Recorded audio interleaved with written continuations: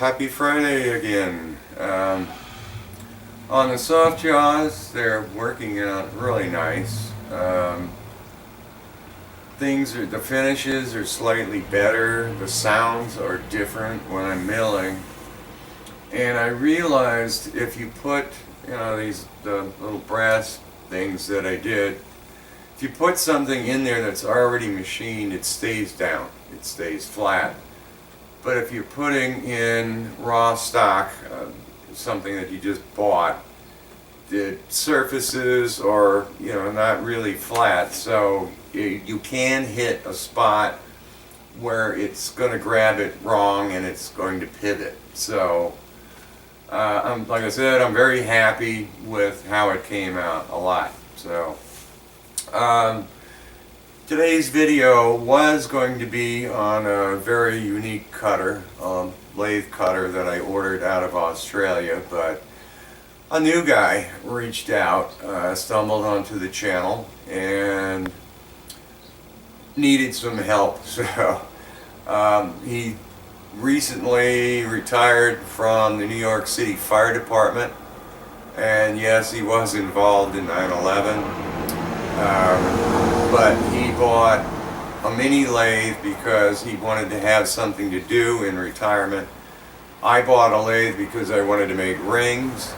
He bought it because he wanted to make tops, spinning tops. So, and I guess he bought a used lathe. It was an older Harbor Freight, and it wouldn't turn on. So he did some messing around with it and couldn't get it going. And so he emailed me and pictures back and forth, and a little bit later we got it running. So then it was kind of a kick because he sent a quick little video asking a question. He had the classic compound problem. He's going, why is the cross light knob spin real easy but the compound knob jams and things like that?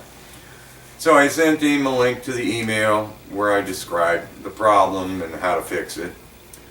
But in the meantime, I saw he was using the stock tool post, and he had bought the classic set of carbide cutters, and I mentioned to him, I said, by the way, you need to shim those cutters so you're on center for turning, and you need to sharpen it before you can use it. So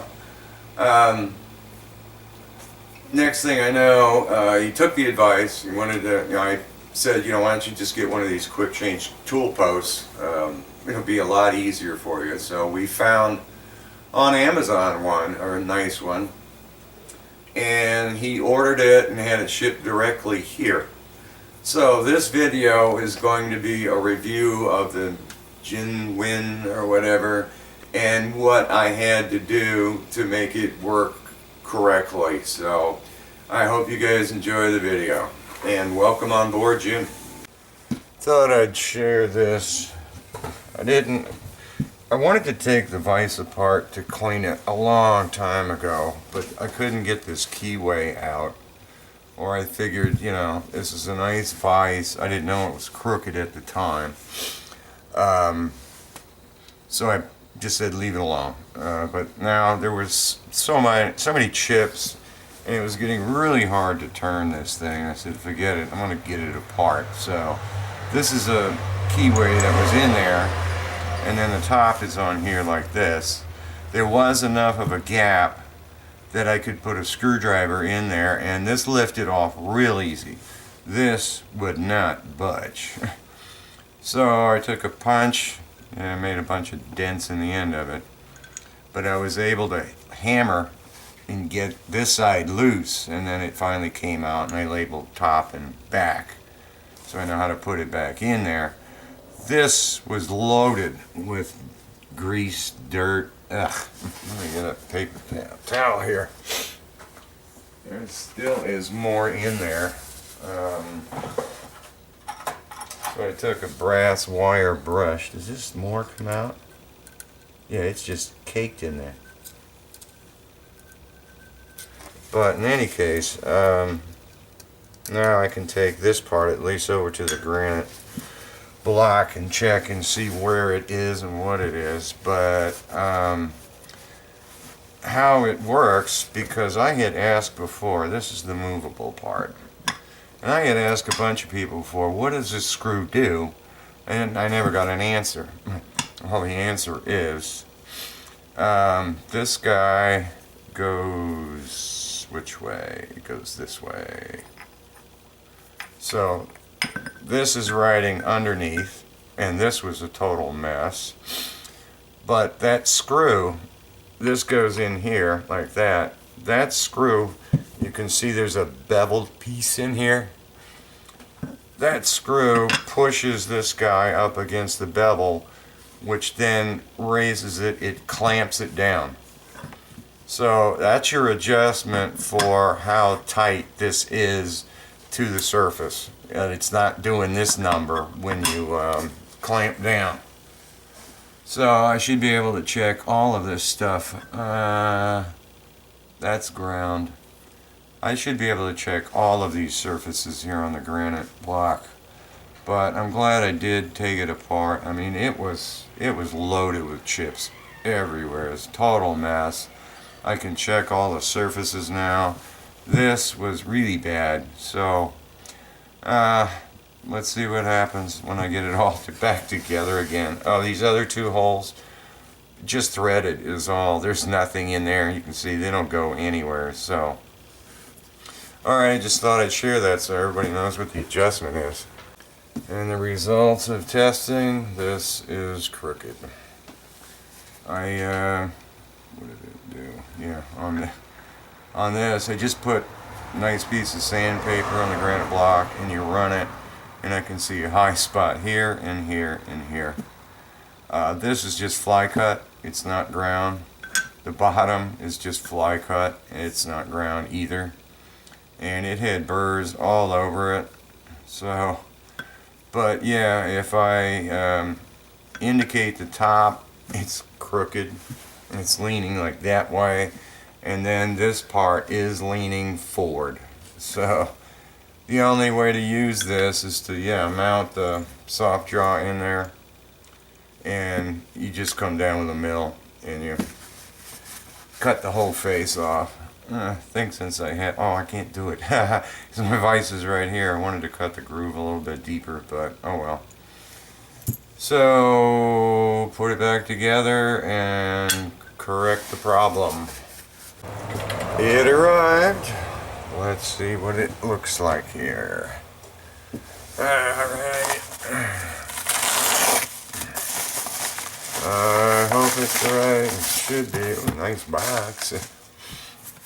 Nice box, well packaged, nothing dented. Okay, Jinwen, Jinwen tooling package. Made in China. Wow. That is nice. That's a whole different look to it. That's crinkly. That's cool. Well, that's cool, whatever they did for a finish. So this should have the problem that I talked about, right? Oh, they did nice. There's aluminum. Yeah, nice though. Better job than the one that I had gotten. So yeah, this is going to, when that clamps, you can't move that. So I've got to machine a new one of these pieces here. And that hole has to be enlarged because that just fits this bolt. So I'm going to have to put this in the mill, bore that bigger so I can get something that comes out the bottom. Boy, interesting finish. All the holders, oh, very nice. Really nice. I like this. Should fit right on there, huh? Yeah, they've got some good tolerances to it. Oh, nice thumb nuts too. Wow. So that's a basic tool holder there. And boring bar holder that's probably 1/2 inch. And another tool holder. Good. So you got your AR and AL to work with, and then a parting tool. That should be a 1/2 inch, right? Where's the ruler? Yep, 1/2 inch fits in there, good. So those guys you can get all over the place. Let's see if this is a 1/2 inch hole. What is it? If I go from there to there, no, it's smaller. Wow, it's like 1, 2, 3/8 or something. This is going to be metric.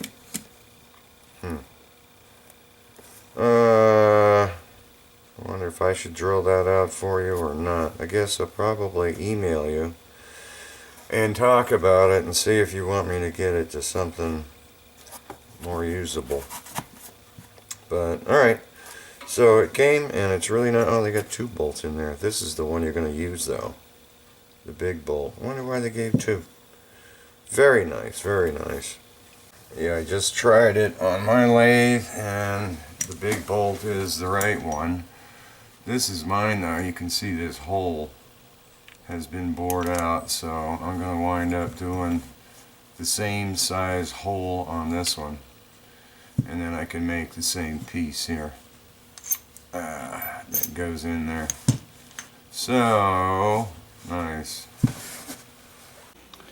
Alright, first things first, got it mounted in there between plastic because I don't want to mark up the finish on this guy. I've got to find center here of this hole. Oh, let's see, we're going to come down a little bit here.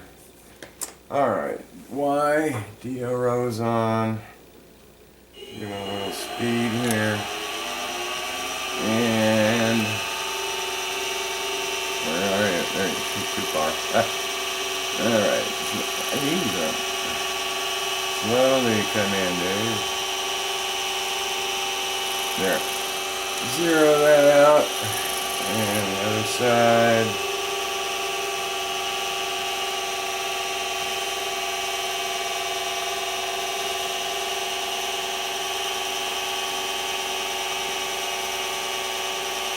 Come on, snap. There we go. 0.228. So calculator, 0.228 divided by 2, 114. So 134, 21, 60, 114. Lock that axis off. XDRO on. Find the sides here.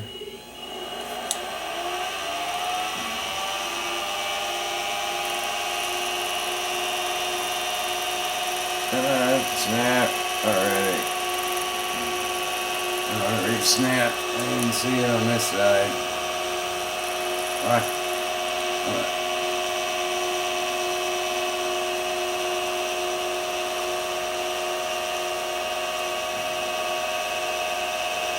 There.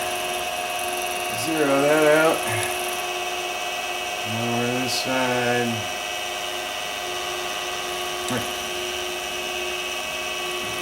Come on, too fast. There. 0.234. 0.234 divided by 2.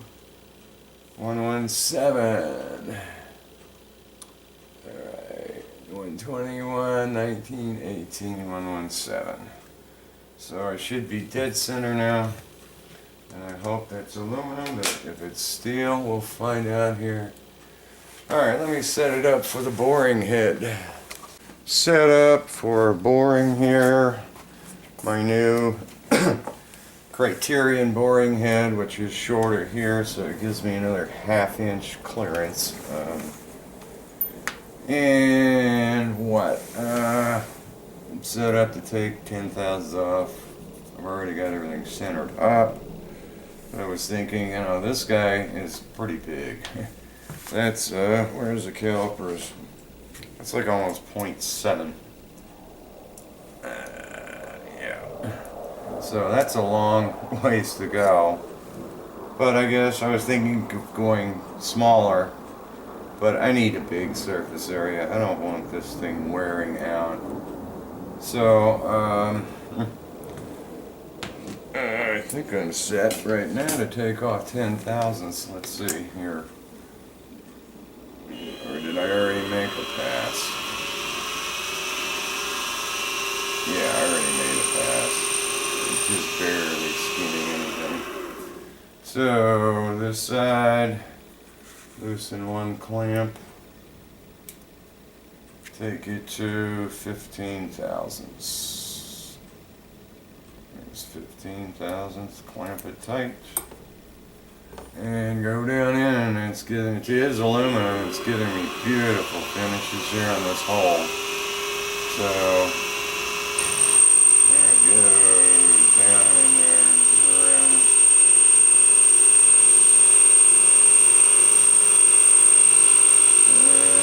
And through. So, it's going to take a little bit here to do it. Nice shavings coming off of it. I love it. I love Criterion. Great. Made in America, but nothing wrong with made in Japan either, China, but or England, Belgium, Australia, whatever. So I guess I'll bring it back when I get closer. Very close. Close enough. I think I'm going to call this next cut the finishing cut. Because I am... where is it at? I go there to there. 640. Yeah. And if I do 10, that's 40 to 60. Yeah. This will be the final pass here. Oh, I hear the Blue Angels practicing. 10 thousandths. I love this boring head. Everything is nice and tight, especially this dial. So if I dial in 1,000th, I know I'm getting 1,000th. Alright, I gotta go in slow because this is the finishing cut. Here we go.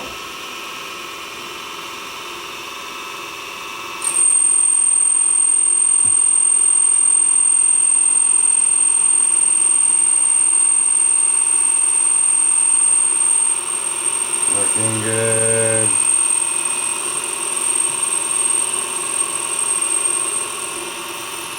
Through it.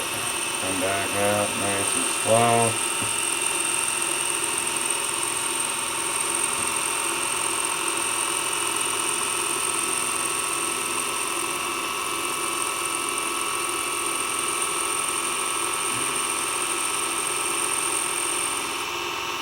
Thinking, I don't know. Just keep going slow. Alright, I'm clear and that looks gorgeous in there.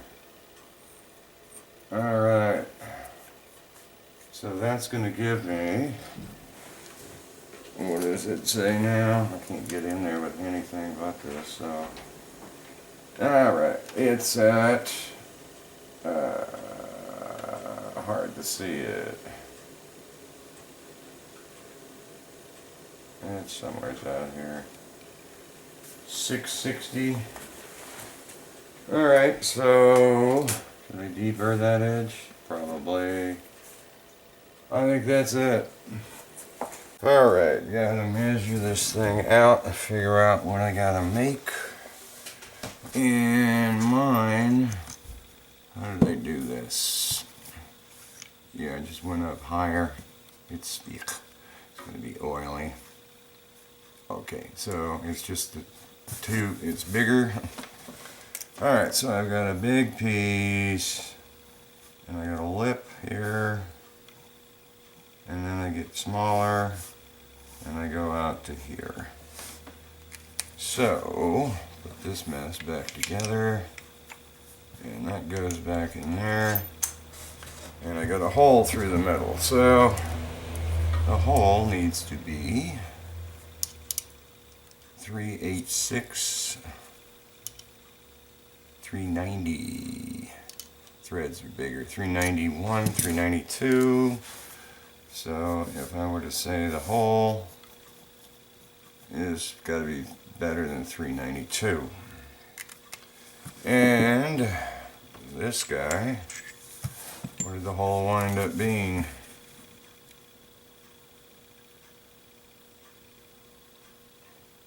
.635, 636. .636, and I want to be shy of that. So if I put it in here, I want to be shy about that much. So I want .225. So from here to here, .225. I could do 230, making it a little bit closer, but that's just barely clearing it. 256, yeah. So 230. Oops, 230. Just gonna put it, yeah, 230. Why not? .230. And then the lip. Wow, I had the lip skinny because of the clearance here. Yeah, everybody's poking out. Oof. That comes really close. I don't really want to turn that off, but I have to mill it down. Does that make a difference? Actually, it'll poke it up a bit. Mine goes all the way down. I think I'm writing on that, which makes it smoother. Yeah, I can be up. I can be up if I want. So it's not rubbing against this surface here. So if I make it, oh wow. I guess I just have to guess at it, huh? Yeah, I want a pretty good lip. So 50 thousandths. So I can always turn it down. So this guy, 0.045. 45 thousandths gives me a pretty good, that's 45 right there. Yeah, 50. Just to make safe, I don't want it wearing out. 50. Now the length of that has to be, it has to be poking up just above this. How do you do this? Come on, where are you? There you are. So that's there. 1.710 here to here. 1.710 plus I'm adding some to that, so it's going to poke up. Because when this goes in, oh yeah, I'm going to have it longer. When this goes in here, this is going to be up a few thousandths. So I need it longer than that. I can always come back and return it? No, because of that. So I have to be right on the money. Total length. That's what I'll do. Oh.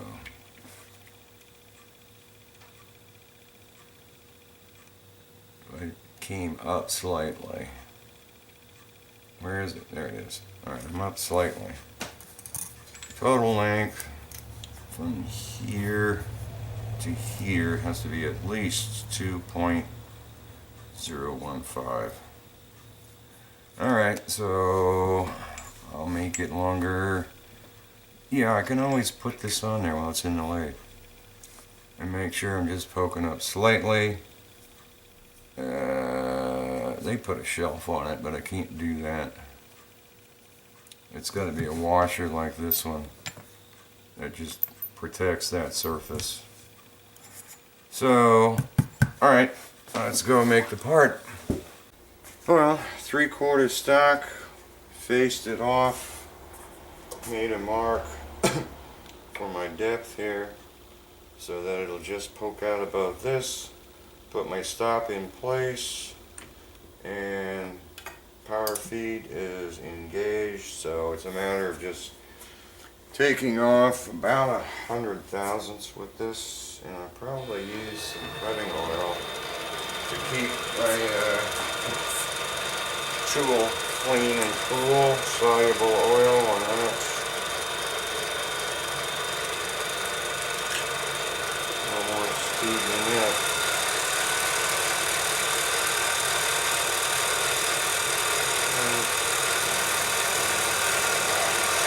I'll be taking 10 thousandths at a time. Look at these nice long strands that come out. Longest strand I had was about 30 feet long. So, pretty nice.